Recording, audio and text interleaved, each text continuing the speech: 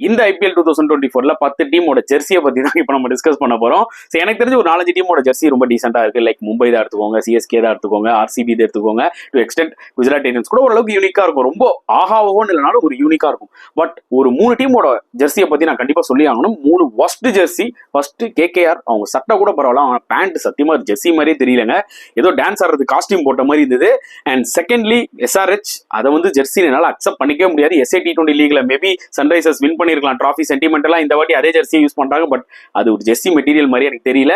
மூணாவது வந்து பாத்தீங்கன்னா லக்னோ சூப்பர் ஜெயின்ஸ். நீங்க நல்லா நோட் பண்ணி பாருங்க, அந்த குரூப்ல கேஎல் ராகுல் இருப்பாரு, நீங்க ஜூம் பண்ணி பாருங்க, அந்த ப்ளூ கலருக்குள்ள ஏதோ வளைய மாதிரி ஒரு ஏதோ டெக்ஸ்டர் கொடுத்துருப்பாங்க, ஏதோ தார்பாயில ஜெர்சியை ரெடி பண்ணி கொடுத்த மாதிரி இருக்கும். சத்தியமா ரொம்ப ஒஸ்டா இருக்கு.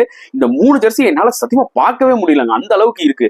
And Punjab to some extent அதுவும் கொஞ்சம் ஒரு மாதிரி தான் இருக்கு. பட் இந்த 3 ஜெர்சி தான் எனக்கு இருக்கிறதுல ரொம்ப ஒஸ்ட் ஃபீல் ஆகுது. உங்களுக்கு எப்படி ஃபீல் ஆகுதுன்றத கமெண்ட் செக்ஷன்ல போடுங்க.